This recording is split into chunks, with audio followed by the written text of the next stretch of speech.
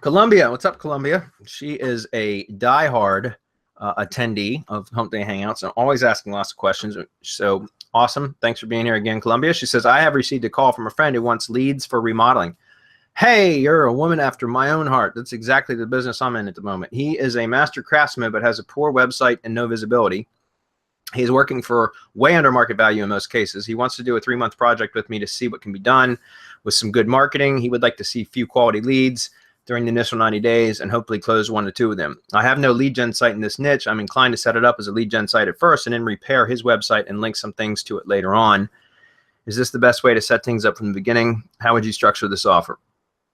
Yeah, I mean, here's the thing with what I found with, because I'm in the same niche at the moment, Columbia, and I found that, the leads they don't flood like tree service niche. I mean, I'm sure everybody knows I do a lot of tree service work, and right now is the busy season for us. So, I mean, we get absolutely hammered with calls. I mean, literally dozens and dozens of calls per week. It's insane. But the remodeling stuff that I've been doing, the leads are a lot fewer in between. Like they're not as, you don't get nearly as many leads, but the leads are such high value. Think about it.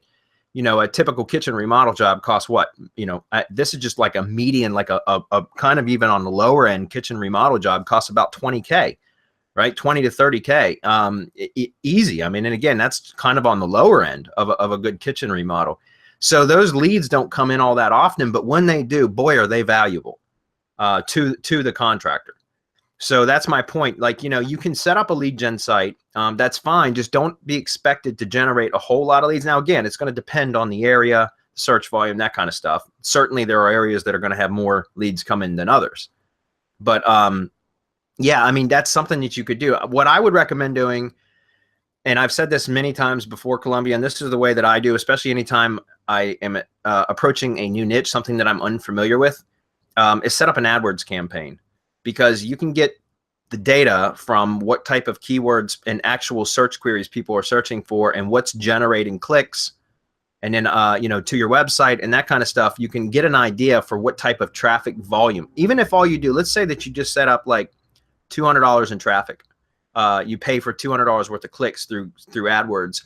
If you should have a pretty good idea at that point, considering clicks are going to be somewhere in the neighborhood of between $10 to $25, really depending on the area and how competitive it is, how many other advertisers are competing for the same keywords, but they're going to run somewhere in the neighborhood of like between $10 to $25. That's about right for remodeling type clicks, keyword clicks. But my point is if you were to spend, $250 on traffic, then you should have enough data at that point to be able to know which keywords you want to push for SEO. If that's what your primary method for generating leads is going to be is from SEO, then I would recommend that you start off with the AdWords stuff just to identify your best keywords, what type of search queries people are actually typing that are clicking through to the site.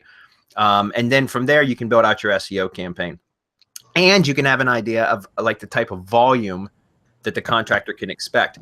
Once you have that, then you can really structure an offer that's going to benefit the both of you. So it's a win-win situation.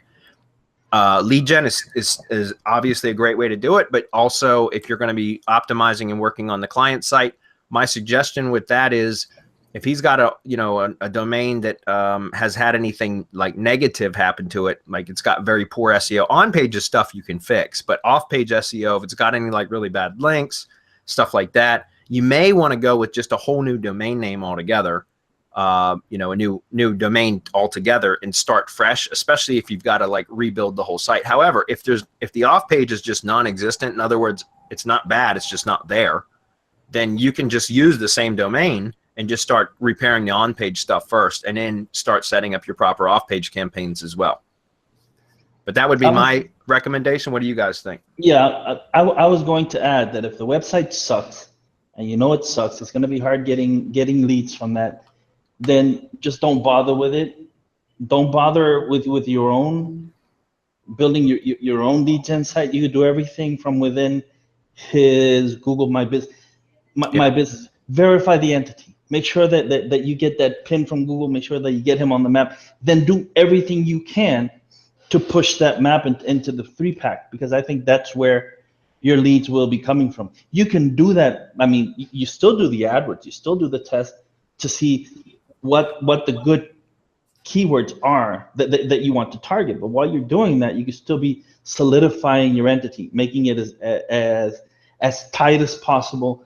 Hopefully you're as close to city center as possible. If not, you know how to do the post office hack, where you can go to the post office and get a street address and just solidify the entity. You can post from within the entity. You can do coupons, you can do offers, you can do events, you can do millions of things. I wish you were an RYS Academy so I could give you more, but I mean, that's where it starts. You set up the entity, then you push a stack at the map, at that verified listing, and watch happy things happen to your website as it pushes up into the 3-pack.